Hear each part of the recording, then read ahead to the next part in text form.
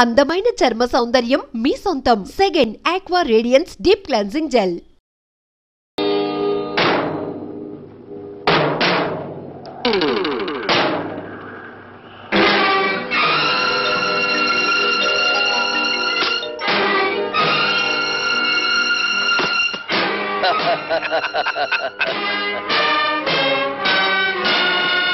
ఇదిగో కుర్రోడై, నీ మొహం చూస్తే పాలు వేరత ఉన్నట్టుంది. పల్నాటి యుద్ధంలో బాలచంద్రుడిలాగా, పద్మవ్యూహంలో అభిమన్యుడిలాగా నిన్ను చంపడం నాకు ఇష్టం లేదు. మర్యాదగా ఫైల్ మీద సంతకం పెట్టి ఆ డబ్బు తీసుకో. సంతకం పెడతాను, ఫైల్ మీద కాదు, మీ లైఫ్ మీద. నన్ను రెచ్చగొట్టమాక, మన బ్యాటరీ ఛార్జింగ్ అయిపోతా ఉంది. అయితే నీ బ్యాటరీని డౌన్ చేయమంటావా?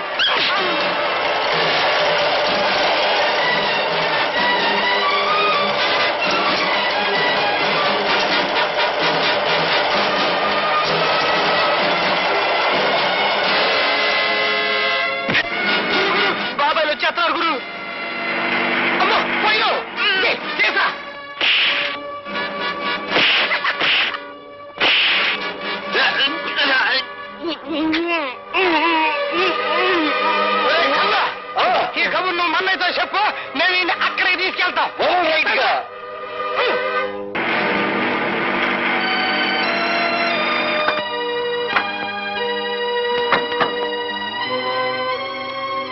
లత, భార్గవ్ ఎక్కడ కనిపించడే? ఇక్కడికే రౌడీలతో ఫైట్ చేయడానికి వచ్చాడని చెప్పావు. నిజంగా అతను చెప్పాడు బాబాయ్. ఏందే చిరునవ్వులు నవ్వుతున్నావు? చేతకాకి ఇక్కడ తీసుకొచ్చి పారేశావనా? కత్తులతో పొడుస్తావు రన్నా అంటే వద్దు, రోజా దగ్గర తీసుకెళ్ళు, అది సొరకత్తులు లాంటి సూపులతో పొడుతుందని చెప్పాడు. బచ్చా, ఇదిగా ఈయన నీ ప్రేమ మత్తులో పెట్టుకుని గమ్మత్తుగా దీని మీదంటూ చిన్న సంతకం పెట్టించుకో.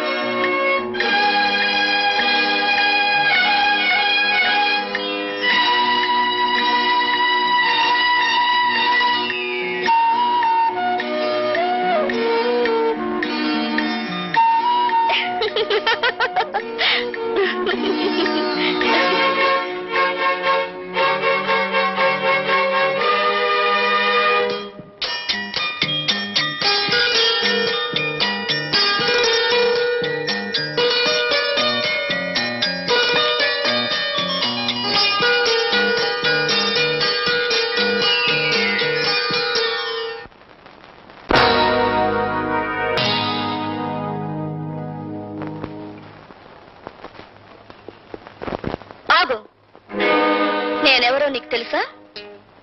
ముక్కు మొహం తెలియని మనిషిని పక్క మీదకు తెచ్చుకున్నప్పుడే తెలిసింది నువ్వెవరివో. ఈ రోజా ఒక్క చూపుతో మహామహుని సైతం శాసించగలదని కూడా నీకు తెలుసా? ఆఫ్ కోర్స్, నన్ను తప్ప. అంటే నన్ను మించిన అందగతిని చూసావా? ఒక్క రాత్రికి నా రేటు 10,000. రాత్రికి రేటు కట్టుకుని జీవితానికి విలువ పోగొట్టుకున్నావన్నమాట. నాకేం తక్కువ? తాడిపట్టుకు అర్హత లేని దానివి, అమ్మకానికి తప్ప అమ్మవు కాలేని దానివి, పుట్టిన బిడ్డకు నాన్నెవరో చెప్పుకోలేని దానివి. నువ్వు శీలా నమ్ముకున్నావు, జీవితాన్ని నమ్ముకున్నావు. ఎన్ని వేలైనా ఇచ్చి కొందరు నిన్ను కొనగలరు గాని నువ్వు నీ జీవితంలో ఎన్ని లక్షలు సంపాదించినా 5వ తనాన్ని మాత్రం కొనలేవు. ఈ ఇల్లు దాటి వారు దాటి రోడ్డు మీదకి వచ్చి కూలీ చేస్తూ నాకు కనిపించి పలకరించు, అప్పుడు బదులు పలుకుతాను. ఒక్క చూపుతో మహామహుల్ని శాసించే నీ అందం నా చేత ఒక్క సంతకం కూడా పెట్టించలేకపోయింది కదూ.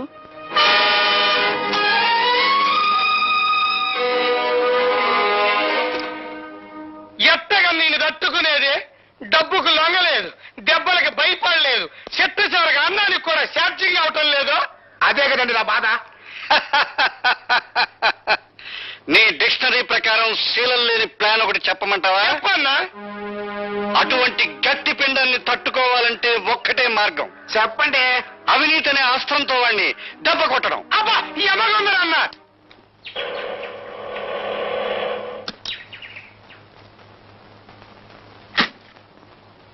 ఏంటి ఎవరండి లోపల? ఎవరు కావాలండి? హాయ్, భార్గవ్ గారు తమకి. అన్నయ్య అవుతాళ్ళండి, చెప్పండి. అయ్యో బాబోయ్, సమస్య తీరిపోయిందండి. రే లోపలకండి. ఏమిటండి ఇవన్నీ? ఏం లేదమ్మా, నీకు ఎంటర్టైన్మెంట్ తక్కువగా ఉందని భార్గవ్ గారు, అదే మీ అన్నయ్య గారు గాలి పంక, అది మామూలు అనుకోండి, ఫ్రిడ్జ్, రేడియో, టీవీ, ఈసీఆర్ పంపించారు. రే లోపలెట్టండా. ఇవన్నీ కొంటున్నట్టు నాతో చెప్పలేదే? అయ్యో బాబోయ్, ఇక్కడ త్రిల్లే. అండి ఇవన్నీ అట్టుకెళ్ళి ఇంటికాడ ఎట్టండి, వెనకాల నేను వస్తాను. వీటన్నిటిని చూసేసరికి మా చెల్లెలు థ్రిల్ అయిపోవాలా అన్నారండి మీ అన్నయ్య గారు. అండి లోపలెట్టండా. అయ్యి బాబోయ్, ఎట్టేశారండి. అండి ఇక్కడ సంతకం పొరవండి. ఎందుకు? అయ్యో బాబోయ్, మళ్ళీ థ్రిల్లా అండి. ఆయన ఉద్యోగంలో చేరినప్పటి నుంచి చూస్తున్నానండి, ఇసుకలో కలిపే సిమెంట్ దగ్గర నుంచి కరెంటు పోల్ మీద స్విచ్ల దాకా అన్ని చూసుకుంటారు, కరెక్టో కాదో లెక్కెట్టుకుంటారు. అది ఆయనకో థ్రిల్ అండి. ఇప్పుడు మీరు ఈ సంతకం పెట్టరనుకోండి, నేను థ్రిల్ అయిపోతాను. అందుకని పొడిసేయండి. అమ్మయ్యా, ఇప్పుడు థ్రిల్ లేదండి. రే రండిరా. అయ్యో రా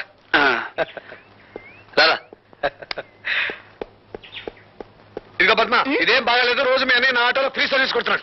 మీరు మాత్రం తక్కువ తిన్నారా? ఇల్లు ఫ్రీ, మీల్స్ ఫ్రీ, పైగా ఈ రోజు నుంచి ఎంటర్టైన్మెంట్ కూడా ఫ్రీ చేశాడుగా. ఎంటర్టైన్మెంట్ అదేమిటమ్మా? ఇదో థ్రిల్లా? కలర్ టీవీ, వీసీఆర్ కొని పంపించావుగా. నేనా? నేను కొని పంపడం ఏమిటి? మరీ జోక్ చేయకనే రా. నువ్వు కొని పంపించినావు కదా. ఇవి ఎవరు తెచ్చిచ్చారు? ఆయన ఎవరో పేరు కనుక్కోలేదు, నీ పేరు చెప్పి ఇవన్నీ తీసుకోమంటే తీసుకున్నాను. బుద్ధి లేదు, ఎవరో తీసుకోమని తీసుకోవడమే. శంకరం, ఏదో మోసం జరిగిపోయింది. ఇది ఆ రాజశేఖరం గారి కుట్ర. నేను తనకి లొంగడం లేదని ఆ సదానందం గారి చేత ఈ పని చేయించుంటాడు. నేను ఇప్పుడే వెళ్ళి. రండి బాబు రండి. ఈయనేనండి భార్గవ్ గారు, మీ పని కానివ్వండి. Mister Bhargava, we're from anti corruption bureau. మీరు కాంట్రాక్ట్ మీద సంతకం చేయడానికి వీసీఆర్, కలర్ టీవీ, ఫ్రిడ్జ్ లంచంగా తీసుకున్నారని మిస్టర్ సదానందం రిపోర్ట్ చేశారు. అయ్యి బాబోయ్, ఇవన్నీ నేను పంపించింది. అమాయకులైన మా పద్మను మోసం చేసి ఈ సదానందం ఆ వస్తువులు ఇచ్చి వెళ్ళాడు తప్ప వాటిని నేను లంచంగా అడగలేదు. ఓర్కాండే, ఎవరంటే నేను అనుకుంటారో. ఆ పైల మీద సంతకం పెట్టాలంటే ఇవన్నీ పంపించనే కానీ కుదరదన్నారు మీరు. రెండే 2 గంటలు టైం ఇచ్చాయండి బాబు, అందుకే బ్లాక్ లో కొనుక్కొచ్చాను. అందుకు రుజువు ఏమిటి? రుజువా అండి? ఇదిగోనండి. ఇవన్నీ ముట్టినట్టుగా ఆయన గారి చెల్లెలు నాకు సంతకం పెట్టి ఇచ్చిన రసీదండి. పద్మ సంతకం పెడితే నేను లంచగొట్టి నెలవుతాను. ఆ సంగతి నేను చెబుతాను. మీరు సదానందంగా నేను లంచం అడగటం నా చెవులారా విన్నాను. సార్, మీరు ఆఫీసులో నేను లంచం ఇవ్వబోతే నాకు అక్కర్లేదు, ఏవైనా వస్తువులు కొని ఇంట్లో ఇచ్చేసి ముట్టినట్టు నా చెల్లెలతో సంతకం తీసుకుంటే చాలు అని కూడా అన్నారు సార్. ఒక ప్రభుత్వ ఉద్యోగం చేయి చేసుకుంటావా? మన భవిష్యత్తుకి మా భార్గవ్ లాంటి వాడు కదండి. Is gold medalist. వాడు రక్తం గోల్డ్, వాడు మనసు గోల్డ్, వాడు నిజాయితీ గోల్డ్. సారీ మిస్టర్, అతని నిజాయితీ నిరూపించుకోవడానికి కోర్టులున్నాయి. ఇన్స్పెక్టర్, ఇతను అరెస్ట్ చేయండి. కమాన్. ఇన్స్పెక్టర్ గారు, ఇన్స్పెక్టర్ గారు, దాన్ని అరెస్ట్ చేయొద్దండి. అమాయకత్వంతో ఆ పేపర్ మీద సంతకం చేసి నన్ను అరెస్ట్ చేయండి. ఇన్స్పెక్టర్ గారు, ముద్దాయి భార్గవ ఒక కాంట్రాక్ట్ అక్రమంగా సదానందానికి ఇవ్వడానికి లంచం అడిగాడని, దాన్ని పరోక్షంగా పుచ్చుకున్నాడని సాక్ష్యాధారాల వల్ల నిరూపించబడింది. కనుక ముద్దాయి భార్గవకు ఐపీసీ సెక్షన్ 161 ప్రకారం 3 నెలలు సాధారణ జైలు శిక్ష విధించడమైంది. దీనంతటికి నేనేనండి కారకురాల్ని. నేనే. పద్మ పద్మ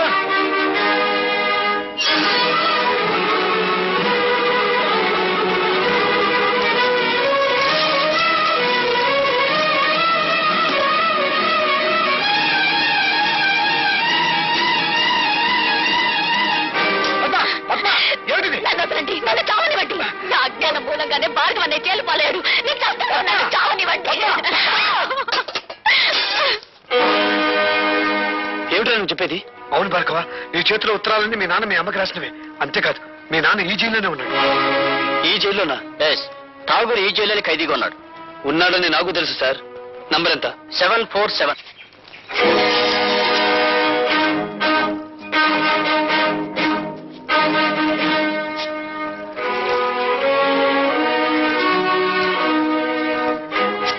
వీడి చేతికి ఉత్తరాలు ఎలా వచ్చాయా అని ఆలోచిస్తున్నావా? ఆ ఉత్తరాలు అందుకున్నావిడ నీకు భార్య, నాకు అమ్మ. అంటే నువ్వు భార్గవా నా కొడుకు అన్నమాట. నేను నీకు కొడుకునని చెప్పలేదే. ఆవిడ నాకు అమ్మ అని చెప్పాను. నేను జైలుకొచ్చాను అన్న నిందే నీ చేత నన్ను నాన్న అని పిలవనివ్వకపోతే ఇప్పుడు నువ్వు జైలుకొచ్చావు కదా బాబు. వచ్చాను. ఎందుకని? నీకు వారసుండి కనుక. అంటే నువ్వు హత్యలు చేయడంలో కాదులే, సంఖ్యలు వేయించుకోవడంలో మాత్రమే నీకు వారసుండి.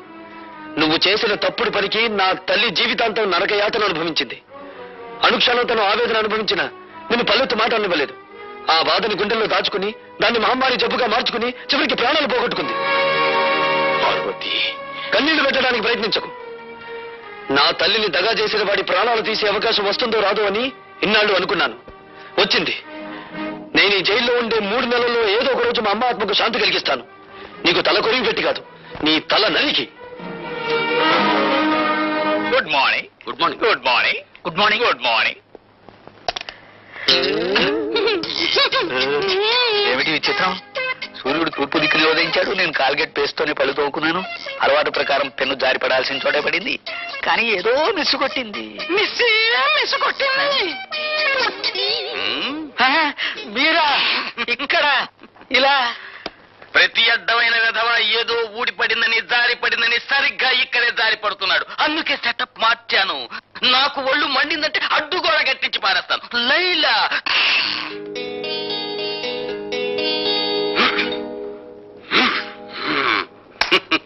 లైలా నిర్భయంగా ఉండు. ఇక నుండి ఇక్కడ పెన్సిళ్ళు పెన్నులు ఏవి జారిపడ.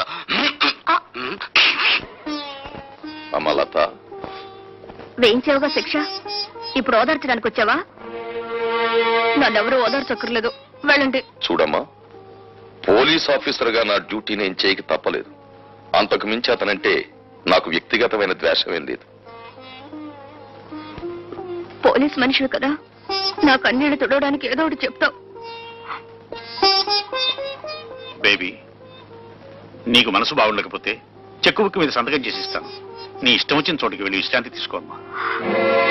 డాడీ, నేను లేకపోతే ఒక క్షణం కూడా ఉండాలని చెప్పే మీరు కూడా నన్ను పంపించాలని చూస్తున్నారా? అవునమ్మా, నేను ఎదురు చూసేది ఎప్పుడూ నవ్వుతూ ఉండే కూతురి కోసం. అంతేగాని నువ్వు ఒక్క క్షణం కన్నీరు పెట్టుకున్నా నేను ఓర్చుకోలేనమ్మా.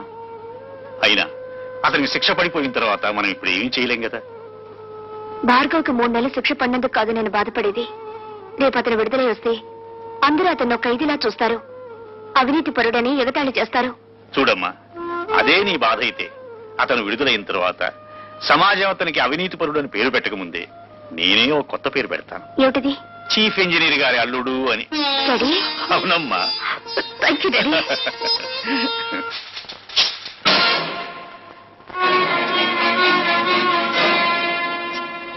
గురి తప్పిందా?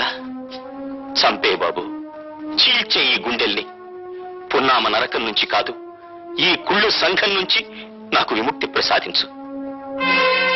ఆలోచిస్తున్నావా బాబు? ఆలోచనలు ఒక్కొక్కసారి ఆవేశాన్ని మింగేసి ఆశయాన్ని దూరం చేస్తాయి. నీకు నా మీద జాలిని కలిగిస్తాయి. ఆలోచించకు బాబు. పసితనం నుంచి నువ్వు నీ తండ్రి పట్ల పెంచుకున్న పగకు ప్రతీకారానికి పరిష్కారం ఇదొక్కటే. నన్ను చంపు, దేవతలాంటి మీ అమ్మ దగ్గరకు నన్ను చేర్చు. కానీ నన్ను విముక్తుణ్ణి చేసే ముందు నా ఆత్మ నివేదన్ని క్షణకాలం పాటు విను. అంటే నువ్వు నిర్దోషులని చెప్పి నన్ను నమ్మించాలని ప్రయత్నిస్తున్నావా? కాదు. ఒకే సంఘం, ఒకే మనుష్యులు నీ జీవితంతోనూ నా జీవితంతోనూ ఆట్లాడుకుని ఎలా దోషులుగా చిత్రించారో, సగటు మనిషి సంస్కారాన్ని ఈ దోపిడీ వ్యవస్థ తన స్వార్థానికి ఎలా వినియోగించుకుంటుందో నీకు నేను చెప్పాలి. తండ్రిగా కాదు, నీకంటే ముందుగా ఈ రాక్షస వ్యవస్థ పాదాల కింద నలిగిపోయిన భ్రష్టుడిగా, పతితుడిగా అది నా బాధ్యత. బాబు, నా గతం నీ భవిష్యత్తుకు మార్గం చూపి నీలోని ఉద్యమకారుడికి ఊపిరి పొయ్యాలి.